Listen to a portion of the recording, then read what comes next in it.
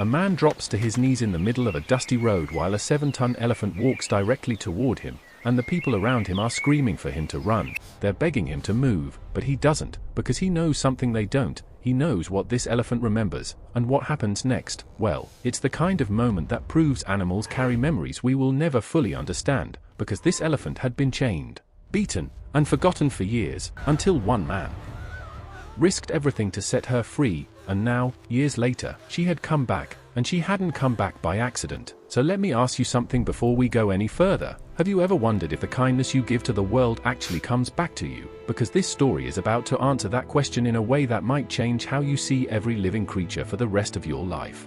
And it all started with a quiet man who never expected his life to intersect with the soul of an elephant. His name was Rajan, and he lived in a small village in the southern forests of India, close enough to the jungle that he could hear the sounds of animals at night, but far enough that most people in his village never thought much about the creatures that lived beyond the trees. And Rajan was not a wealthy man. He worked as a transporter, driving a rusted truck through dusty roads to deliver goods between villages, rice, vegetables, timber, whatever needed to go from one place to another, and he did this day after day, waking up before the sun rose and coming home after it set. And for most of his life he had kept to himself, not because he didn't care about people, but because he had lost so much already. His wife had passed away a few years earlier, and his only son had left for the city and rarely called, and the loneliness had settled into Rajan's bones like an old ache that never fully went away. But the one thing people always remembered about him was his kindness. The way he would stop his truck to help strangers on the road, the way he would give food to stray dogs even when he barely had enough for himself, and there was something in his eyes, something soft, something patient, something that seemed to understand pain without needing to explain it, and that softness, that quiet compassion, it was the reason the universe placed him exactly where he needed to be on the day that changed everything. It was a hot afternoon, the kind of heat that made the air shimmer like water on the road, and Rajan was driving through a stretch of forest he had traveled hundreds of times before, when he noticed something off in the distance, something he hadn't seen before, a camp, a makeshift structure hidden behind some trees, and he wouldn't have stopped at all if it hadn't been for the sound, a deep, low moan that echoed through the trees like a cry from something ancient, something in pain, and Rajan couldn't explain why, but his hands turned the wheel before his mind could catch up, and he pulled off the road, parked the truck, and stepped into the brush, following the sound, and what he found stopped him cold, because there, chained between two massive trees, was an elephant, a female, and she wasn't just restrained, she was broken. Her legs were wrapped in iron chains so thick and so tight that they had dug into her skin, leaving raw, infected wounds that oozed with every small movement, and her eyes, those massive, golden brown eyes, were hollow, not angry, not wild, just empty, like something inside her had given up a long time ago. And Rajan stood there, staring, unable to move, because he had never seen suffering like this, not in an animal, not in anything, and his first instinct was to walk away, to tell himself this wasn't his problem, that there were authorities for this kind of thing, that he was just a truck driver, that he had no power here. But then the elephant lifted her head, slowly, painfully, and she looked at him, and in that single moment, Rajan felt something he hadn't felt in years. He felt needed. He looked around the camp and saw no one, just empty crates and the remnants of a fire, and he realized this was one of those illegal operations, poachers or black market traders who captured wild elephants and sold them for labor or entertainment, and his heart began to pound, because he knew if anyone came back and found him here, there would be consequences. These were dangerous people, people who didn't care about laws or lives, and Rajan was no hero.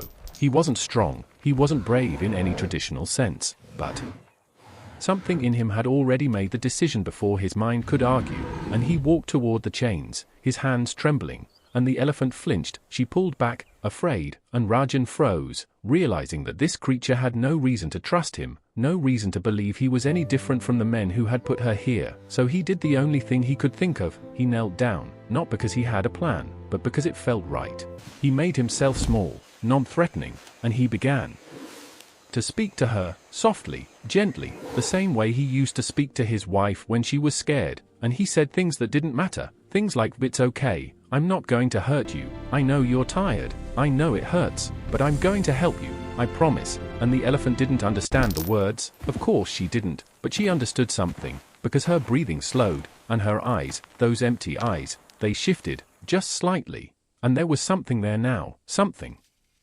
Like hope, Rajan worked for over an hour, his fingers bleeding from the rusted locks, his back drenched in sweat, and every time the elephant shifted, he thought she might panic, might crush him without meaning to, but she didn't. She stood still, trembling but trusting, and when the final chain fell to the ground with a heavy thud, the elephant didn't move, not at first. She just stood there, as if she didn't believe it, as if freedom was something she had forgotten was possible, and Rajan stepped back, giving her space, and for a long, breathless moment, neither of them moved, and then the elephant did something that Rajan would never forget. She turned her massive head, slowly, and she looked at him, and this time her eyes weren't empty, they were full of something deep and ancient and alive, and she reached out her trunk, gently, and touched his chest, right over his heart, and held it there, not pushing, not pulling, just touching, feeling, as if she was memorizing him.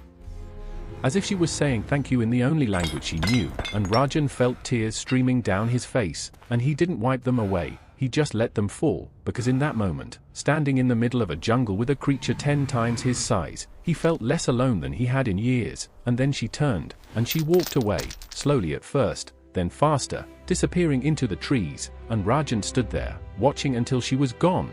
And he whispered to the empty air, "Be free, my friend." He went back to his life after that, but something had changed, something small but permanent, and he found himself thinking about the elephant more often than he expected, wondering if she was okay, if she had found food, if she had found others of her kind. And the months passed, and the seasons changed, and Rajan kept driving his truck, kept delivering goods, kept living his quiet life, but there was a new kind of peace in him now, a sense that even if his life was small, it had mattered to someone, and that was enough. And he started paying more attention to the world around him, the birds in the trees, the dogs on the road, the way the sun looked when it set behind the mountains, and people in the village noticed the change. They said Rajan smiled more, laughed more, and some of them asked what had happened, but he never told them, not really, because how do you explain that an elephant touched your heart and changed your soul? And so the years went by. 3 years, to be exact, and Rajan had almost convinced himself that the memory was just a beautiful chapter of his past.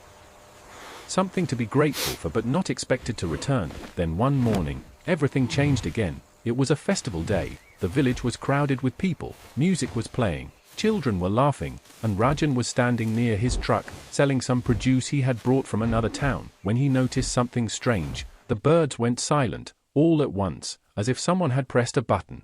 And the dogs that had been wandering the market began to bark and run, and people started murmuring, pointing toward the tree line, and Rajan squinted against the sun, trying to see what they were looking at, and then he felt it, a vibration, deep in the ground, like a drumbeat, growing louder, and through the haze of dust he saw her, emerging from the trees like a ghost from another time, the elephant, his elephant, and she was not alone. Behind her were 2 calves, young ones, walking close to her legs, and the crowd began to panic.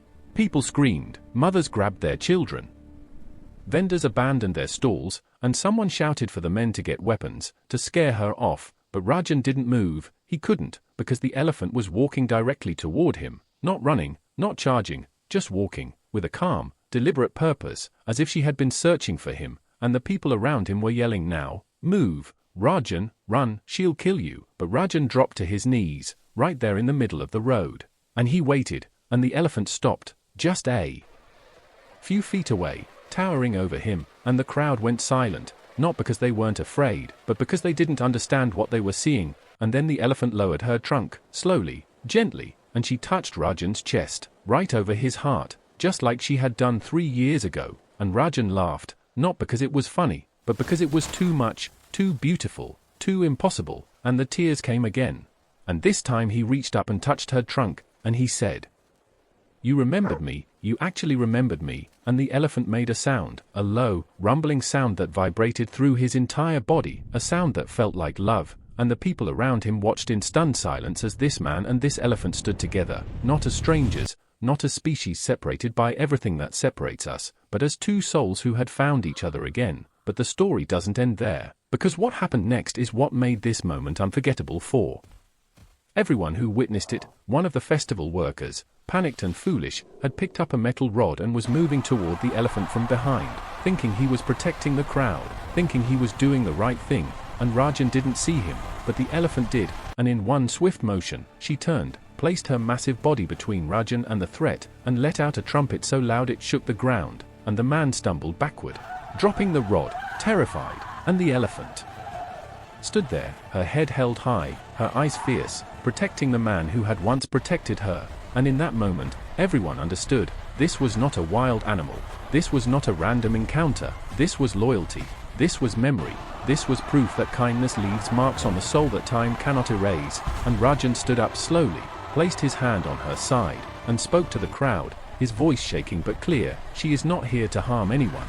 She is here because I helped her once, and she came back to show me that she has not forgotten." And the crowd parted, and the elephant stayed with Rajan for nearly an hour, her calves playing nearby, her trunk never far from his shoulder. And when she finally turned to leave, she looked back at him one more time, and Rajan nodded, and she disappeared into the trees. And this time, he didn't feel sad, because he knew, somehow, that this wasn't the end, it was just another chapter. They say elephants never forget, and for a long time, people thought that was just a saying, just a nice story we tell ourselves about the intelligence of animals. But Rajan knows the truth. He knows that memory is not just about facts and faces, it is about emotion, it is about connection, it is about the invisible threads that tie us to the beings who have touched our lives. And when he tells this story now, and he tells it often, he always says the same thing. He says that when he freed that elephant, he thought he was saving her, but the truth is, she saved him. She reminded him that kindness is never wasted, that every act of compassion ripples outward in ways we cannot predict, and that even when we feel invisible and forgotten, the world is watching, and the world remembers, and maybe, just maybe, the love we give comes back to us in forms we never expected. So here's what I want to leave you with today. Animals are not machines, they are not objects, they feel, they remember, they love, and they repay kindness with a loyalty that most humans can't even comprehend. And if this story moved you, if it made you feel something, then do me a favor. Comment the word loyalty down below, because I want to know how many of you believe that animals carry memories of the people who helped them. And if you know someone who needs to hear this story, someone who is kind, someone who loves animals, someone who might need a reminder that their compassion matters, then share this video with them, because stories like this deserve to be told, and Rajan's story, it deserves to be remembered, just like his elephant remembered him. Thank you for watching, and I'll see you in the next one.